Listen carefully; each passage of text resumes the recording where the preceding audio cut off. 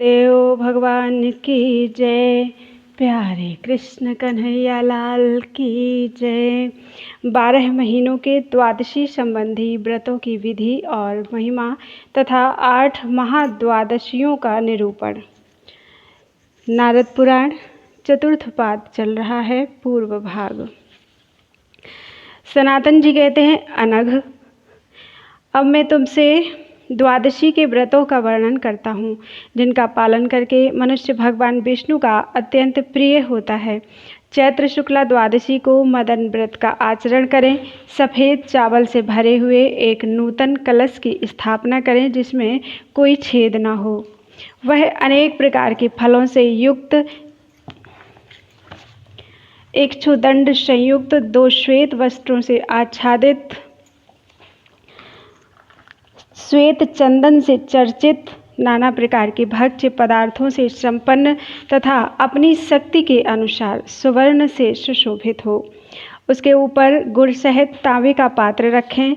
उस पात्र में कामस्वरूप भगवान अच्युत का गंध आदि उपचारों से पूजन करें। द्वादशी को उपवास करके दूसरे दिन प्रातःकाल पुनः भगवान की पूजा करें। वहाँ चढ़ी हुई वस्तुएं ब्राह्मण को दे दें। फिर ब्राह्मणों को भोजन करावें और उन्हें दक्षिणा दें।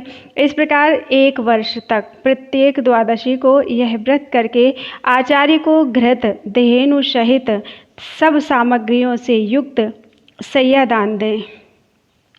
तदनंतर वस्त्र आदि से ब्राह्मण दंपति की पूजा करके उन्हें सुवर्णमय कामदेव तथा दूध देने वाली श्वेत गौ दान करें।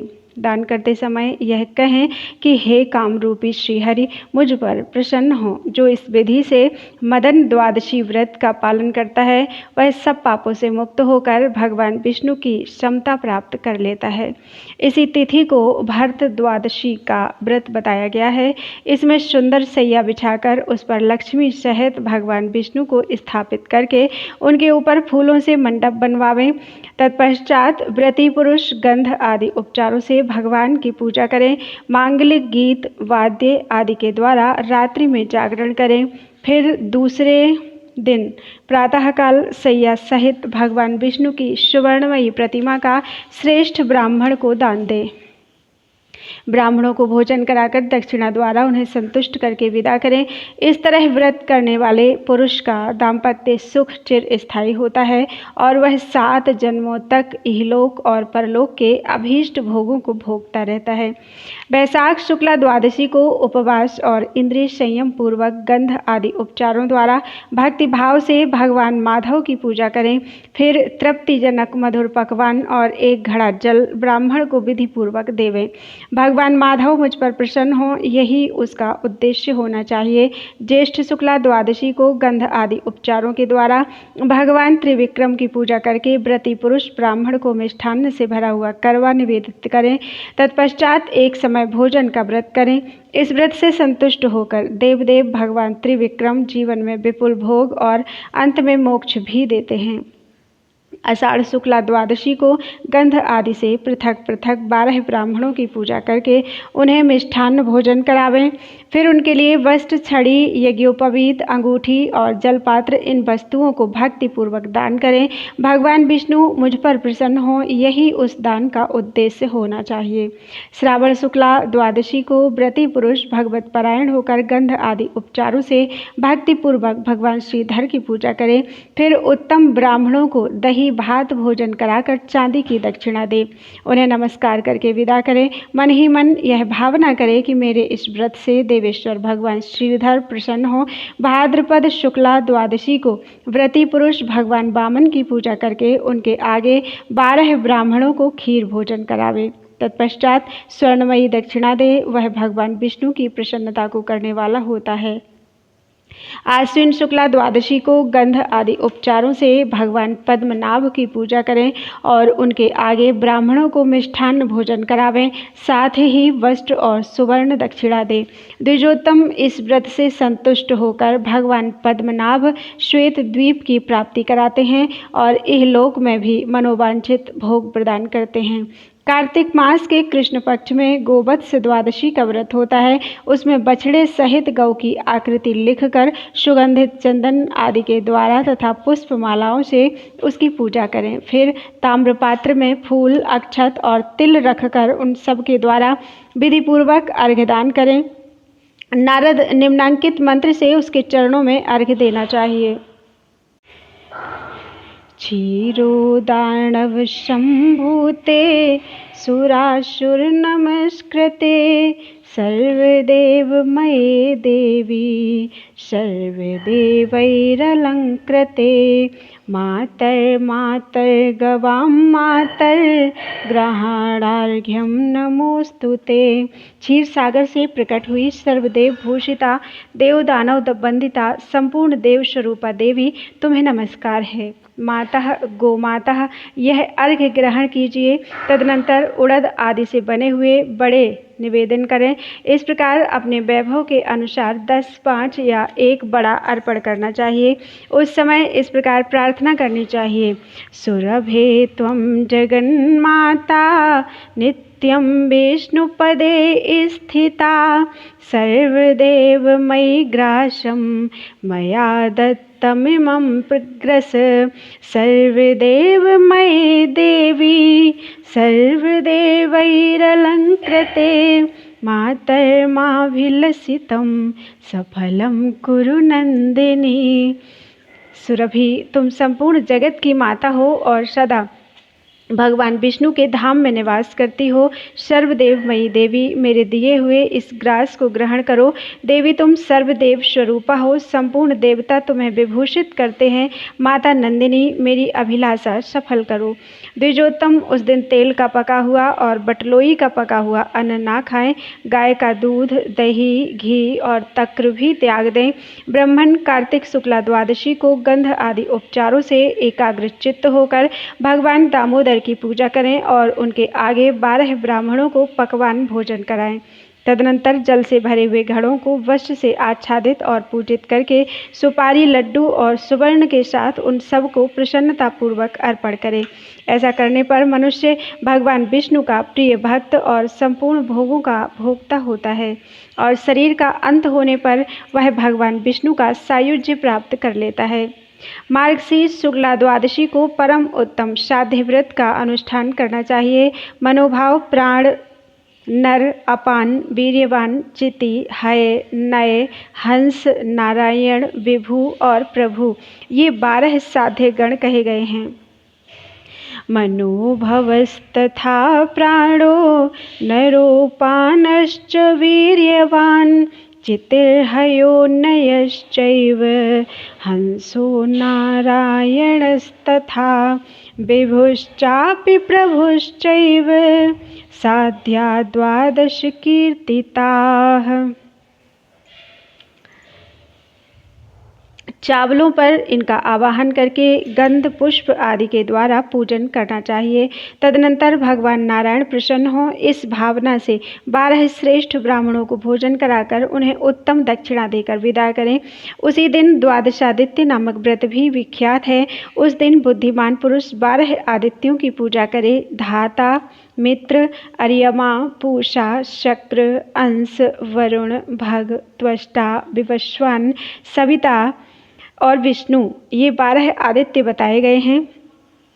धाता, मित्रो, अर्यमा, पूषा, शक्रोंसो, वरुणो, भगः, त्वष्टा, विवस्वान्, सविता, विष्णुर्द्वादश ईरिताः।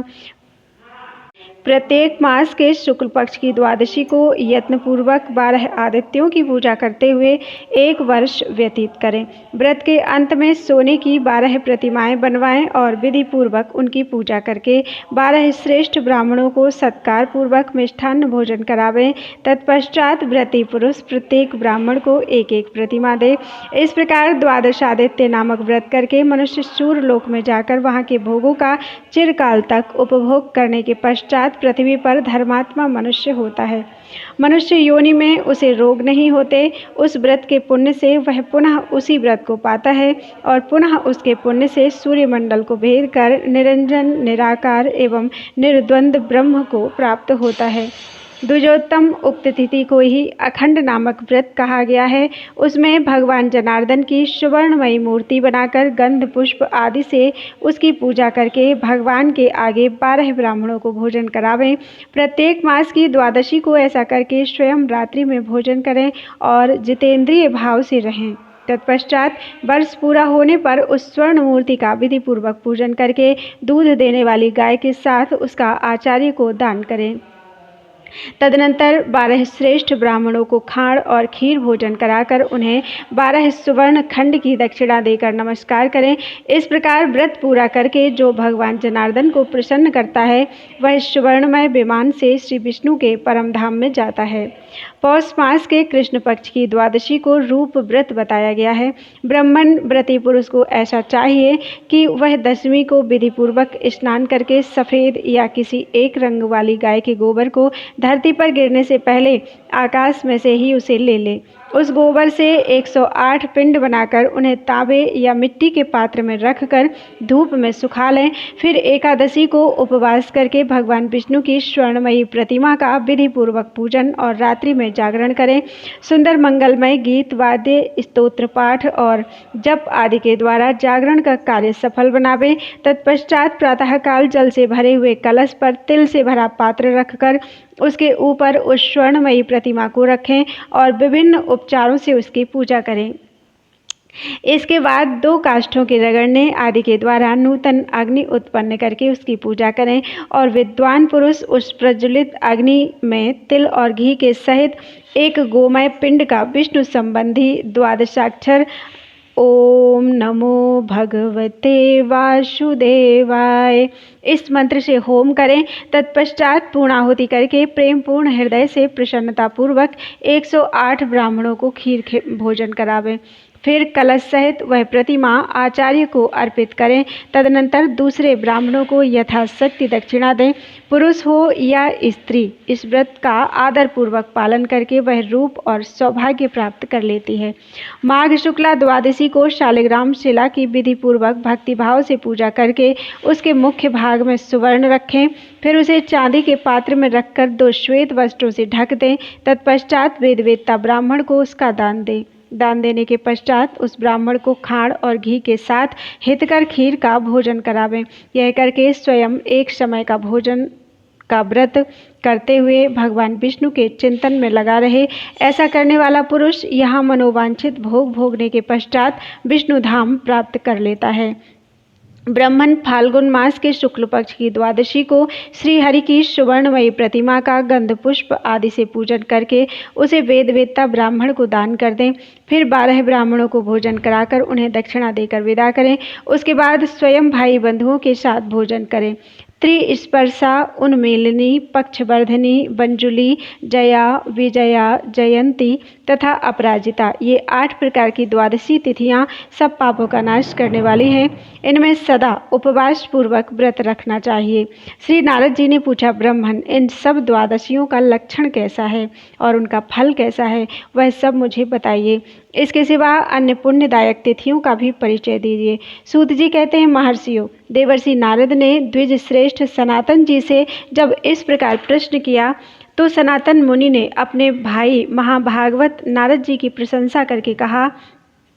सनातन जी बोले, भैया, तुम तो साधु पुरुषों के संशय का निवारण करने वाले हो। तुमने यह बहुत सुंदर प्रश्न किया है। मैं तुम्हें महाद्वादशियों के पृथक पृथक लक्षण और फल बताता हूँ। जिस दिन एकादशी सूर्योदय से पहले अरुणोदय काल में ही निवृत्त हो गई हो, दिन भर द्वादशी हो और रात्रि के अंतिम भाग में त्रयोदशी आ गई हो, उस दिन त्रिस्पर्शा नाम वाली द्वादशी होती है। उसका महान फल होता है। नारद, जो मनुष्य उसमें उपवास करके भगवान गोविंद का पूजन करता है वह निश्चय ही 1000 अश्वमेध यज्ञ का फल पाता है। जब अरुणोदय काल में एकादशी तिथि दशमी से विद्ध हो और एकादशी पूरे दिन रहकर दूसरे दिन भी कुछ काल तक विद्यमान हो तो उस प्रथम दिन की एकादशी को छोड़कर दूसरे दिन की महाद्वादशी को उपवास करें। उसे उन्मीलिनी द्वादशी कहते हैं। उस उन्मीलिनी में व्रत उत्तम पूजा की विधि से भगवान वासुदेव का यजन करके मनुष्य 1 सहस्र राजसूय यज्ञ का फल पाता है। जब सूर्योदय काल में दशमी एकादशी का स्पर्श करती हो और द्वादशी की वृद्धि हुई हो तो उस एकादशी को त्याग कर बंजुली नाम वाली उस महाद्वादशी को ही सदा उपवास करना चाहिए। उसमें सबको सदा अभयदान करने वाले परम पुरुष संकर्षण देव का गंध आदि उपचारों से भक्तिपूर्वक पूजन करें। यह महाद्वादशी संपूर्ण यज्ञों का फल देने वाली है, सब पापों को हर लेने वाली तथा समस्त संपदाओं को देने वाली कही गई है। विप्रवर, जब पूर्णिमा अथवा अमावस्या नाम की तिथियां बढ़ जाती हैं तो उस पक्ष की द्वादशी का नाम पक्षवर्धिनी होता है, जो महान फल देने वाली होती है। उसमें संपूर्ण ऐश्वर्य प्रदान करने वाले तथा पुत्र और पौत्रों को बढ़ाने वाले जगदीश्वर भगवान प्रद्युम्न का पूजन करना चाहिए। जब शुक्ल पक्ष में द्वादशी तिथि मघा नक्षत्र से युक्त हो तो उसका नाम जया होता है। वह संपूर्ण शत्रुओं का विनाश करने वाली है। उसमें समस्त कामनाओं के दाता और मनुष्यों को संपूर्ण सौभाग्य प्रदान करने वाले लक्ष्मीपति भगवान अनिरुद्ध की आराधना करनी चाहिए। जब शुक्ल पक्ष में द्वादशी तिथि श्रवण नक्षत्र से युक्त हो तो वह विजया नाम से प्रसिद्ध होती है। उसमें सदा समस्त भोगों के आश्रय तथा संपूर्ण सौख्य प्रदान करने वाले भगवान गदाधर की पूजा करनी चाहिए। विप्रवर, विजया में उपवास करके मनुष्य संपूर्ण तीर्थों का फल पाता है।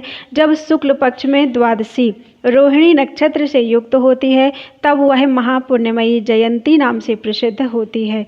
उसमें मनुष्यों को सिद्धि देने वाले भगवान वामन की अर्चना करनी चाहिए। यह तिथि उपवास करने पर संपूर्ण व्रतों का फल देती है, समस्त दानों का फल प्रस्तुत करती है और भोग तथा मोक्ष देने वाली होती है।